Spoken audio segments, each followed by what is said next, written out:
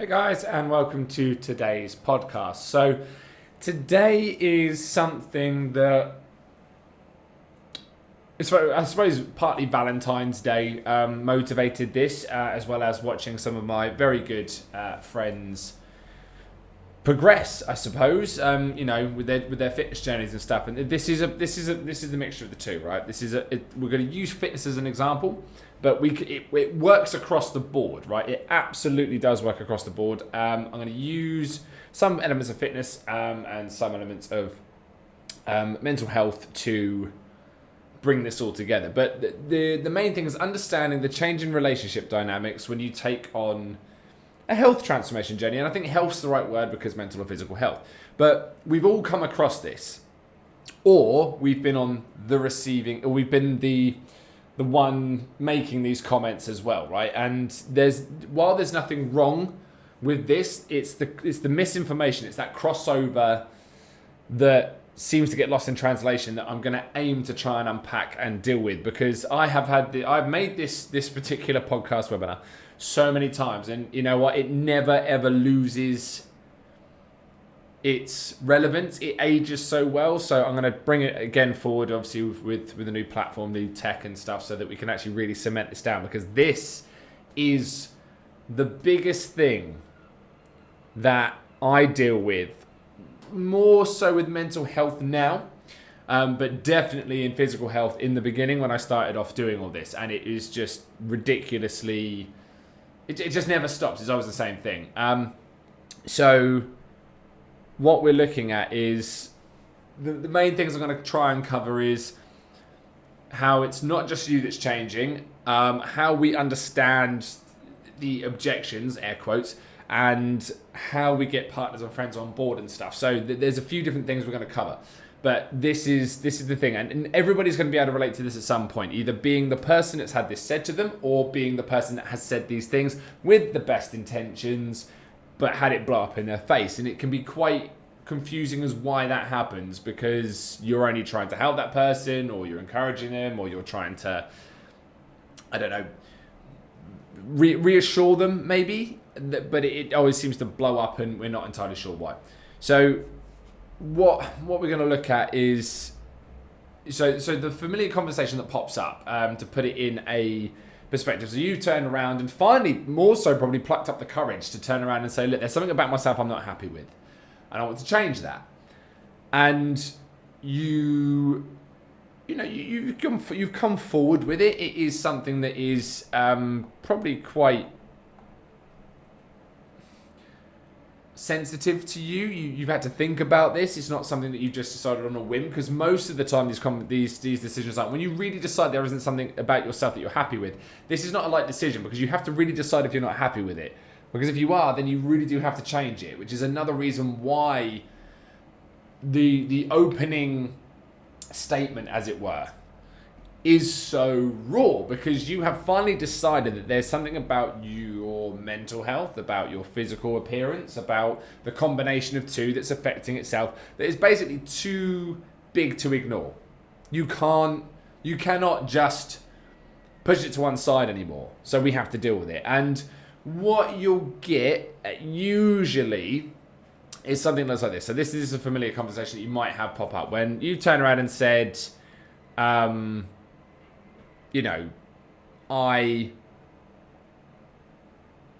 want to change something about myself. Another person goes, yeah, but you're fine as you are. Now, what then that usually turns into is, or someone's like, why are you taking this so seriously? And it's like, you never support me. And it happens across the board, but basically the usual comments you're going to get is when you do your opening gambit is, you're fine as you are, you don't need to go on a diet, or for some people it's like, oh, I couldn't do that, I definitely couldn't do that, I guess you won't be fun anymore, I don't like this new attitude, you've changed, I don't like the people you're hanging around with. Because the trouble is, for this other person, they probably don't realise how much this is affecting you, because we don't know how much it affects ourselves until we make this point of bringing it out and actually saying, look, and this is something I've done personally. I've personally turned around and gone, I don't like the way I look, and I've actually had to come to the conclusion that this is making me incredibly unhappy and I have to do something about it. Now, That was very predominant before I had children. I've still have the same issues, but due to I'm not going to let my children have those same hang-ups. I do appear as being very confident with my body, and I've worked hard on it to get to a point where I'm okay with it. And this is the thing. Sometimes we think that, well, we can look at somebody else saying, like, I want to sort this out. And I am absolutely 100% guilty of being on both sides of the fence of this. If my other half said, oh, I need to do such and such, I'm like, yeah, but you're absolutely fine. I can be very dismissive. And I don't mean to be in a dismissive thing. I don't want to support her. It's more the headset that people can be in we're not comfortable with, because we know that it's either A, something else, or B, we're not entirely sure how to fix that problem, so we try and dismiss it so it doesn't become a problem. And that's, again, it doesn't help, but that is the way it is. And so for someone to turn around and say you're fine as you are, and you not feel fine as you are, causes a massive clash of sensibilities. Now, that person on the other side of this conversation is going, holy crap. The person that I love, that I care about, my friend, my parent, my brother, my sister, my partner, my daughter, my son, you name it, anything that has an emotional connection to you, has turned around and said that they don't like who they are. And that's a heartbreaking thing to hear. We don't want to hear that from people that we care about. So the first thing we want to say is, no, you're fine as you are. You're absolutely fine as you are. Now, the funny thing is that nobody is actually as fine as they are. Like, there is always room for improvement. We can always be better than where we are now, and we all know it. Some of us are okay with where we're sat. We understand that we may not be reaching our absolute full potential, but where we are is pretty good, so we can sit on that for a bit. For other people, they're not there yet, and what they've actually come to the conclusion is that there's a lot more that I could do. I want to do that now, because I may have figured out what it is that I feel that I'm not fully reaching my potential in, and you've gone, shit, I didn't realise it was that bad. No, you're fine as you are. Let's take the pain away straight away. Usually men towards women saying this, because again, men are fixers. If you listen to the men's mental health podcast from last week, if you haven't, please do check it out. We had some really good feedback from the guys, and women as well. That's like, it's really helped them understand their man and stuff. Men generally will try and fix the problem by going, no, there isn't a problem, because I find you are my world, you're everything to me, like, you're absolutely fine as you are. If they're usually the one making you feel bad, then that's something that we will talk about in another time, because that shit is not on. You don't want to say you want to go on a diet, and I'm usually a person that will say, you don't need to go on a diet, we need to change your lifestyle a little bit. Like, for me, it's more of a practicality thing. I'm like, you don't need to go on a diet, because for most people, diet is they just see it as restriction. Diet is seen as a restriction, because in a certain way it is. If you take it in the broader meaning, in the Greek term, diet actually covers all aspects of your life. It isn't just about what you're eating. Your diet technically is from a larger word that we shorten down, that means food, lifestyle, environment, headspace, how we interact with society. That is actually what a diet is. That is your diet, in the whole. We focus on food because we've taken it from our terminology, which is eating. But for the most part, people don't want to see people restricting. Like, no, don't take things away. You're fine. You're fine as you are. You don't need to go on a diet. No, you're absolutely fine. Don't restrict yourself, because nobody wants to take things away from themselves. We don't want to take anything away, and taking away doesn't necessarily give you more. Which is a concept that I've put in before. Just because you're stripping back doesn't mean you're getting any more from it. You're not. You're physically taking things away. It may be to save, but actually you should always figure out how to get more than giving yourself less. And that's not from a materialistic way either. That's not to say buy more stuff. It's not. It's about, how do I get more from what I'm doing, rather than necessarily having to cut things off. And we can cut people off, but again, this is other stuff.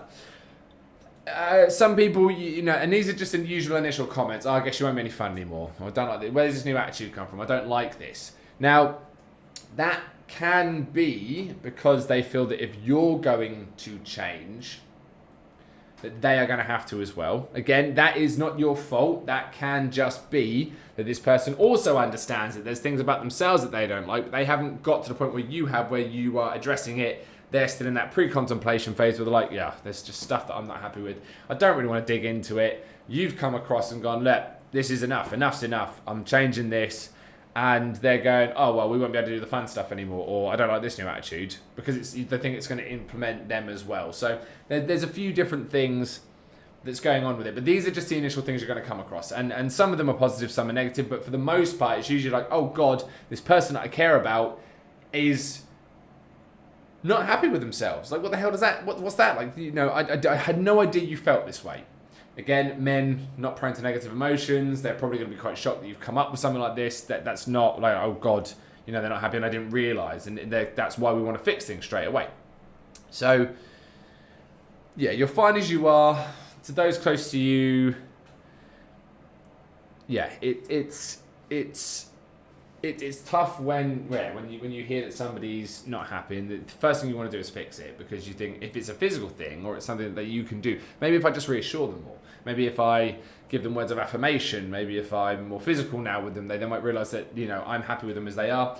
Half the time this isn't about you. It's not about you on the other side, it's about the individual. It's about that person going, look, it doesn't matter how you tell me that I'm fine, I don't feel it. And that's the biggest cause of contention, is when you don't feel something and somebody else is saying to you, you're absolutely fine as you are, and you don't feel it, well then you're going to clash, because you feel that they're not listening to you, when what they're trying to do is actually go, look, no, I don't understand why you feel the way you feel, because I can't see it, because I think you are fine as you are. And you're getting that translation that you're not listening to me, because I've told you there's something I'm not happy about myself with, and you're telling me that I'm fine. So you're not listening. You don't support me. It's not a lack of support. It's a conflict of understanding, because it's not a lack. It's just a conflict. Like you're finding it difficult to comprehend that this person who you care very much for and probably think as fine as they are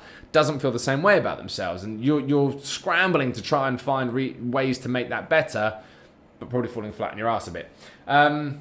Again, with diet and stuff, as I've said, it can be a bit a misconception of diet. I think she's just going to start like living off salads and stuff, and some people may do, but it doesn't have to be like that as well. If you ever work with me from a diet perspective, like, you're not banned from anything. You just have to pay attention a bit. Another one that people tend to get really funny about as well, and I understand why this is, because it is a bit of a offhanded comment, and it can mean one or two things. So if someone says like, I can do what you do, it makes so there's a reason for this. For you hearing it, it makes it sound like your task is far more impossible than it already is feeling to you, because you've actively decided to change who you are to a degree for the betterment of your future, which is a huge bloody task.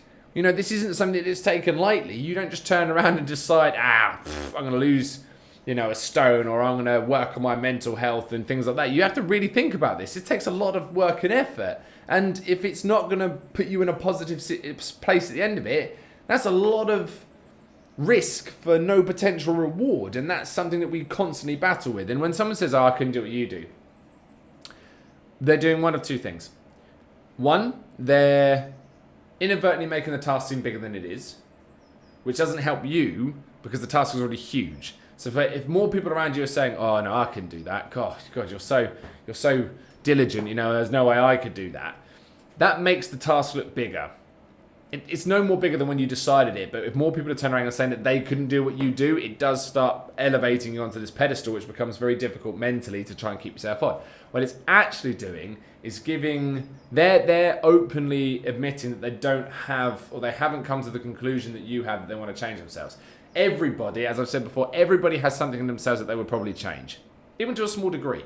You may be very happy with how things are, and that's nothing wrong with that, but there's still a few things that you tweak here and there if you thought you had the time and energy, because that's just how we are. Humans are designed to do that. We're constantly striving forward, because if we weren't, we'd still be living in caves, beating each other with sticks, because we wouldn't have figured that, this is as good as it gets, we don't need to be any better.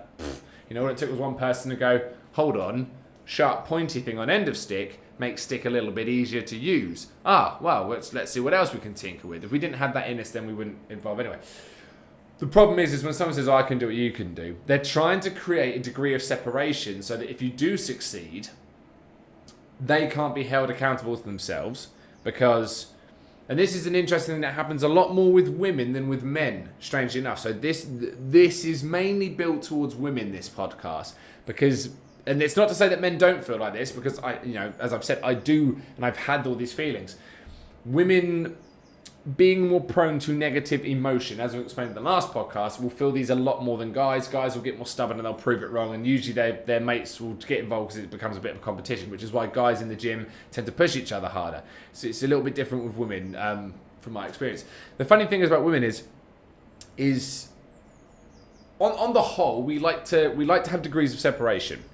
We like to be able to create a scenario where the person who is achieving something had to go through more than they did to get to the end result, to justify our lack of commitment, per se, to a particular goal or task. So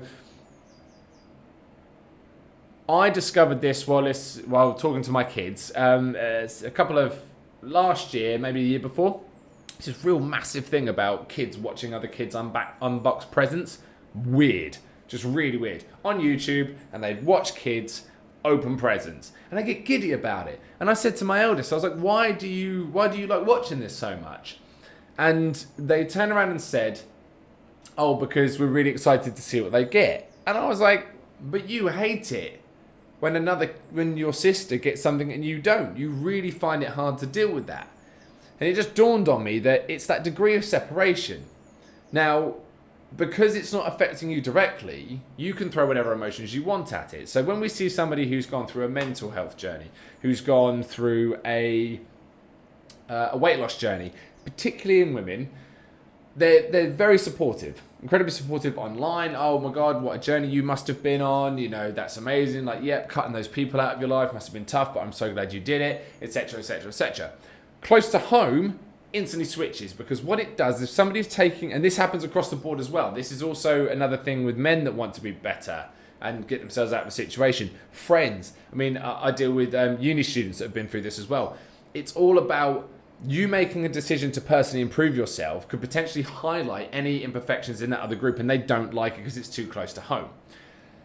From that, they then start becoming a bit snarky, trying to make this task seem so much bigger than it is, because it justifies their lack of personal commitment to improvement at that time. Not on the whole in the time, but we've all had it where, it's, oh yeah, here comes such and such, he won't be drinking. Here comes such and such, she'll just be having a salad. Oh, aren't you doing well?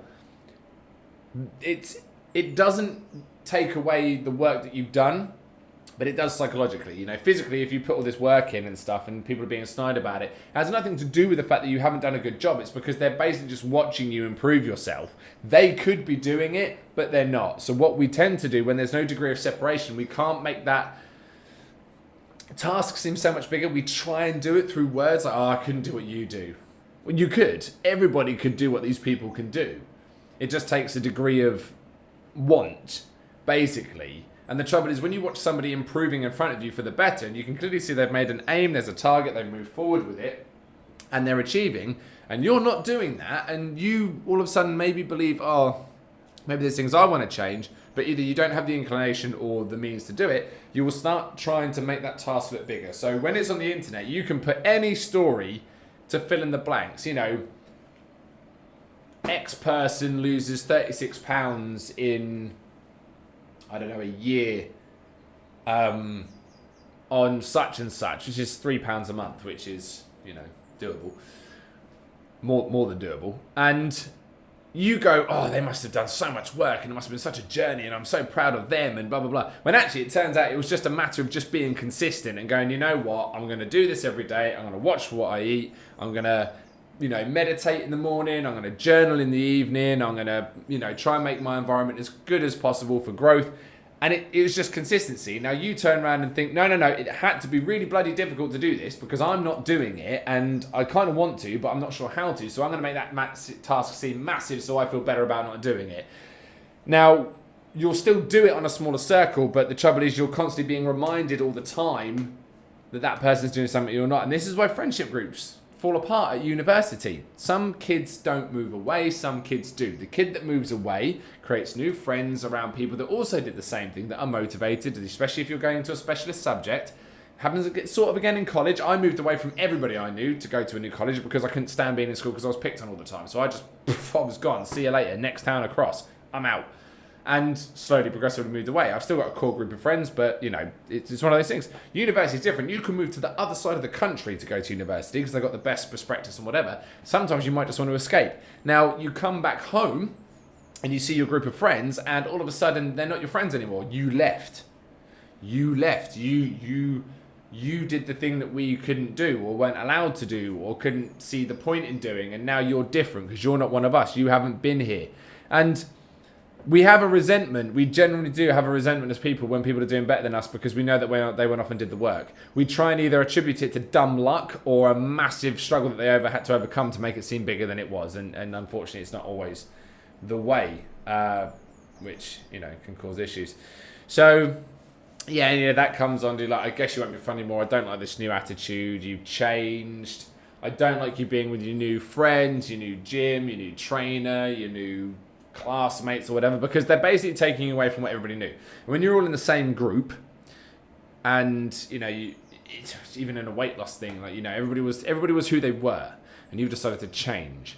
And people don't understand the change. And it's kind of like, oh, crap, you're changing, I'm not, you're a bad person. Well, it's all your fault. It's all these new friends you've got. And this is the funniest thing, is I get a lot of stick being a trainer that trains women to become more assertive. And men as well, because my main thing is I'm not interested in training people that just want to get big or, you know, quote unquote lose weight. Weight loss bores me. It does, because weight loss is never the reason. Nobody wants to lose weight. They want to lose weight for a reason. I'm more interested in the reason.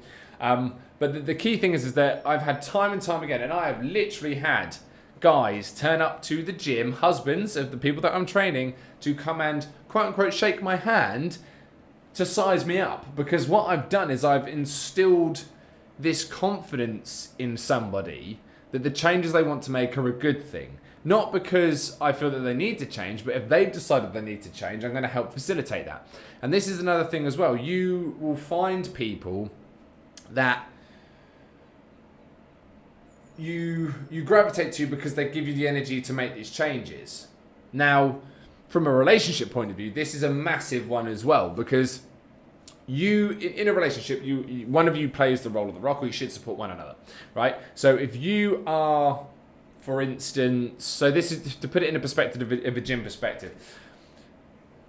The woman that's come to train with me in whatever capacity, through health or through mental health, generally has probably relied on their other half, if there is one involved, or a kid or whoever, or a friend, to make them feel good about themselves. They feel down, that friend, that partner, family member picks them up, says, no, you're fine as you are. You know, they're their rock, they're their person they come to. They've made a decision that they're going to do something about it. They come across me, they come across their trainer, they come across a new group of friends that they've met through this journey of self-development, who don't question, who don't necessarily, you know, keep saying you're fine as you are and tell them they don't need to change. They just simply allow them to facilitate. Now, when you have moments of achievement, you feel better. You then don't necessarily need all that affirmation and confirmation from that other person. So in the sense of the females, you know, they come to the gym, I put them through a beasting, they've lifted weights that they never would have thought they lifted, they've done a great session, they didn't think they were going to do it. When they come in, they walk away with a sense of achievement. I've spent the entire time, you know, talking to them about their issues, you know, helping them make sense of things. They've achieved something when they go home. Now, when they go home, they're beaming from ear to ear. And again, this is that whole, you come home and the partner doesn't need to do half the job anymore. They don't need to keep reaffirming it because this other person's actively changing how they feel about themselves. And you again have to fill the blanks in. Why does this person not need me anymore? Why am I not having to reassure them all the time? Now, part of you's glad because you finally seen that they've realized everything that you've ever known about them. The problem is, though, is that they're not doing it with you, because that's not the dynamic you have. At some point, it will come to a point where that person doesn't need you for affirmation anymore. And that can be very, very difficult because it can feel like you've been rejected. And this is another reason where things can fall apart, because if you're so used as a partner to having to help your other half feel good about themselves, and they no longer need that, you personally can have a bit of a crisis where you're like, Jesus, I don't know where I fit in all this anymore. They don't need me to make them feel good. Have they found somebody else? Every time they go to the gym, or they go meet with these friends, or they go into this class, they seem to come back needing me less. And it's not the case. They don't need you less. They need you in a different way. You can actually become the partner that you probably needed to be, not the one that they needed you to be. If somebody has more confidence and drive, you can take on new tasks. My other half is amazing in the fact that she's so driven with her work and stuff. It makes me motivated to do stuff. There's nothing worse than trying to make positive changes and work when somebody's just not interested. They're not goal driven. They're not ambitious. They just sit there and go, it'll happen when it happens. Or they have, they're not very open minded to new things. It's a massive killer. Absolute killer of drive and determination. And if you're spending all your time trying to build somebody up, and when they finally think, shit, I am up, you can almost feel like you've lost your job. But actually what that opens up is a whole new set of doors for you to go, right, well, now you've got all this confidence stuff. What do you want to build? How can we build this together? So it's understandable in both ways. It can be very difficult for somebody who spent a long time building you up and trying to make you feel good about yourself to then all of a sudden not be needed, because they've invested emotionally into your well-being, and then you've gone, actually, everything that you invested has now come to fruition. It'd be like in trading in hedge funds and in stocks and stuff, and then finally you get to sell and you go, shit, I've got no stocks anymore. What do I do? But you've actually gained a whole load of money. It's no different than emotional investment. When you emotionally invest in something and it finally comes back to you, and sometimes it doesn't, that's not to say that it doesn't. There's been plenty of times where people have actively invested emotionally into people and it's just fallen flat on its face. And that is a tragic thing that happens, but it shouldn't, hopefully it doesn't deter us from doing it, because to be honest, the more we do it, the better it'll get. And this is one of the things, when you all of a sudden you get that final return on investment, it comes at such a shock that you don't even realize you've actually got the return. So it can be a little bit difficult. Next bit. Oh, come on. Where are we?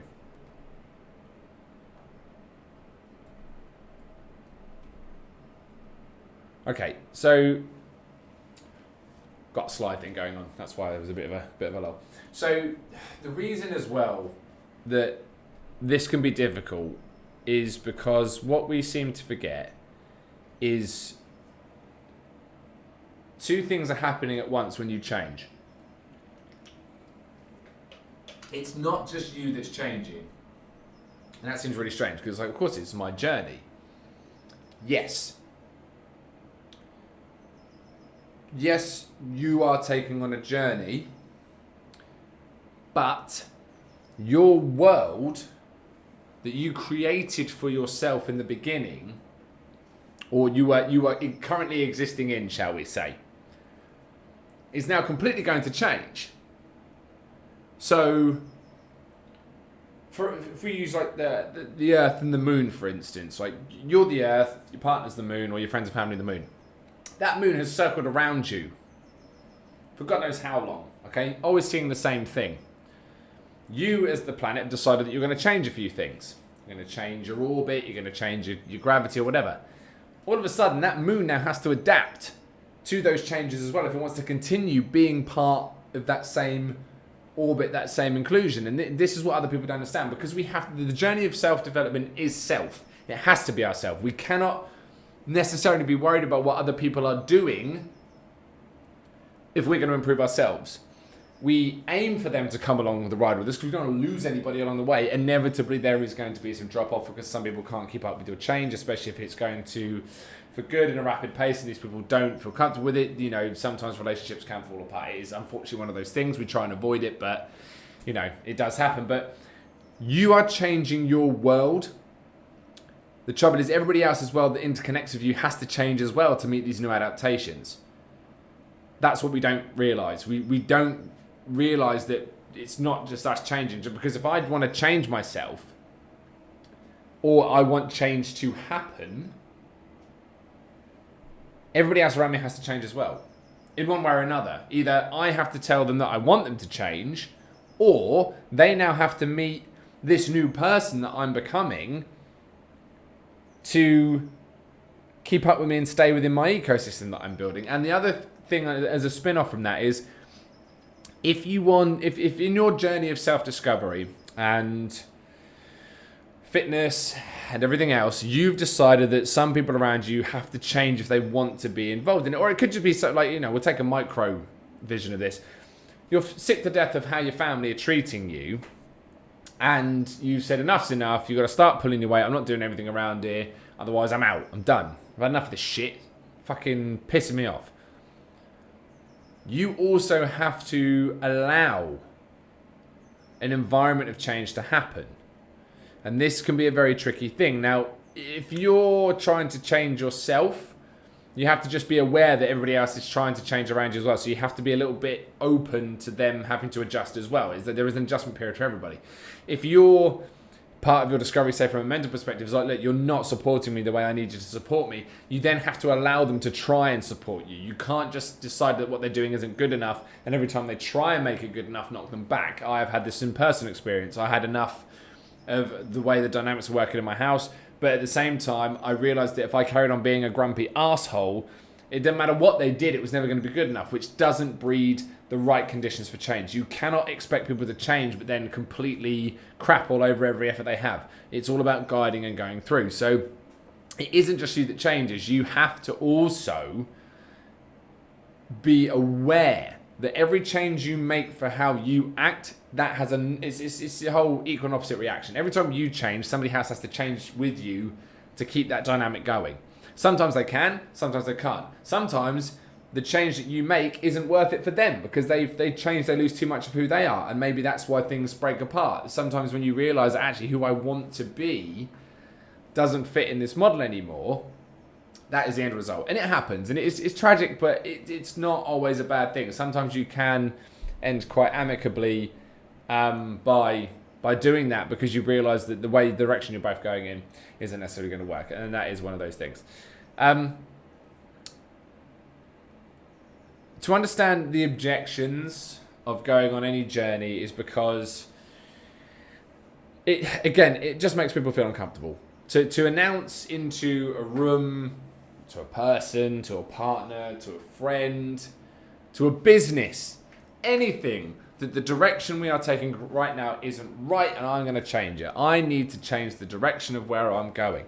Everybody else who was maybe potentially just mooching along as it were, or thought, everything's fine, especially if you're the leader and you've turned around and gone, nope, stick on the ground, we're not passing this way anymore, we're going somewhere else. It massively upturns everybody. They can be very uncomfortable with it. We like things as they are. We are massive fans of homeostasis, which is just keeping every fucking thing as it is. Lockdown proved that massively because we're happy with things the way they are, and then we said, nope, this isn't good enough, we've got to change it. For better or worse, we don't know yet. When someone comes along and says, look, the way things have been working don't work anymore, for me, for you, for us, moving forward, whatever. And this is a personality thing as well, if you are not open to new experiences, that can be very difficult, and you have to just you don't have to be aware of anything, I suppose, but it is worth keeping in mind that you should know the people around you well enough that you can judge their reaction. It shouldn't be so much of a shock if somebody who isn't really open to new things all of a sudden gets told that they're going to have to rechange everything if they want to keep on board with you. It's going to really mess with them a bit. So, you should be hopefully a little bit in tune to the people around you. But again, the objections you're going to get from people is simply because they're uncomfortable, either emotionally because they don't understand why you'd like to change, because I think you're fine as you are, because they have accepted you for who you are and don't find a problem with it. You have come to the conclusion that the current way you are isn't maybe to your full potential, to your full level of happiness, and you want to change that, and that's where it takes a little bit of a while to compute, because once you've accepted somebody for who they are, to then be told, hang on, I'm not happy with who this is and I'd like to change it, you then have to think, Jesus Christ, who the hell am I going to have to learn now? I'm going to have to re-accept somebody, which is actually quite difficult to do sometimes. The way to get people on board, I suppose, as I've said, is communication's key, and actually knowing who you're talking to,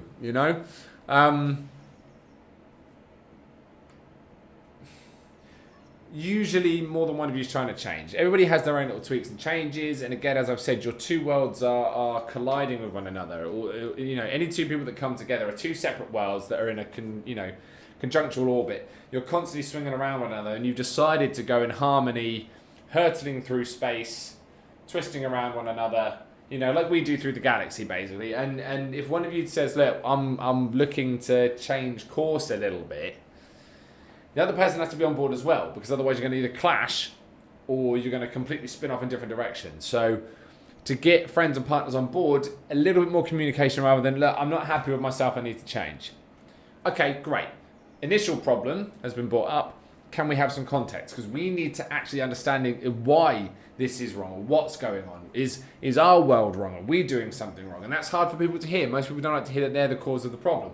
So communication is very important, because if we're not communicating why the change needs to happen, it's very difficult for other people to get on board. And again, for some of them, the objections can be outrageous. They can be just genuinely wild. But at the same time, for the most part, people care about you a lot. They don't like to see the fact that you're not happy with who you are. They probably have their own normality that they're trying to lock into yours. And when you turn and say, well, that's all going to have to change now, it can really throw people off. So just be aware, I suppose, that is something you are going to have to contend with. And it's not necessarily a bad thing, but it just should be considered. And it's just a bit of a minefield, I guess, to conclude, because this is something that's always going to happen every time. You are never going to not get somebody not be on board with your transformation, your changes. In business, it can be difficult because you may have to spend money, you may have to put time in, the other person doesn't understand because maybe they don't run their own business, maybe they don't have the ambition and drive you have. When you decide you want to change yourself physically and mentally, you are essentially almost creating a 2.0 version of yourself. Some of the parts of you that this other person accepted may not be there anymore. So they have to now decide, crap, what's going to fill that void? Am I going to be okay with it? And for you, it is going to sound like nobody understands, because you've had to come to that heartbreaking sort of reality sometimes that just there's things in your life you're not happy with, you want to try and change it. So it is a multitude of understanding. So if you're on the one side and you've decided to make the change, you have to understand that it's not just you that's changing. Your world affects everybody else's world that's intertwined with yours. You have been accepted by plenty of people that loved you just as you are, and to turn and say that I'm not happy with that person that you've accepted means a lot to some people. They may have spent their entire time trying to make you feel good about yourself, and when you decide that you don't need that anymore, or you've grown out of that need, the reassurance has to come that they haven't been replaced by something else, because that's the biggest thing we try and do for one another when we care about each other, is emotionally support each other and show that there is love and that there. If you're on the opposing end, you aren't in the wrong for saying you're fine as you are, but at the same time, you do have to be in the understanding that that person, as much as you may think they're fine as they are, and they may well be, they can't see that because they know there's something about them they want to change, because they're not reaching their full potential. So do be aware that, by trying to reassure them that they are as they are, can be seen as dismissive, and we don't want to do that. Also, again, you're not necessarily being replaced if you're still on board with things. It can just be that person doesn't need that level of emotional support because they're strong enough to emotionally support themselves, which is actually a really good thing, because you can take that forward and grow the next stage of your life. You don't have to constantly be reassuring somebody that they're okay, they look fine, they are, you still love them, because they can know. And once they know, that's energy that can be put into other parts. So it's one of those things. But relationships and any kind of change are always going to be difficult, because you come to accept the person that you're currently with, and when they decide, especially after a while of them being sort of relatively the same, and them deciding, you know what, I need to change this, something's not right, it can completely throw the universe into imbalance. Thanks for listening, guys. If you have any questions, obviously let me know, and then we can discuss them. But yeah, it's been good. This one always does come up quite a bit with clients and stuff, so it's good to have it now as a podcast that hopefully other people can listen to. Take care, everybody. Stay safe, and I will speak to you soon.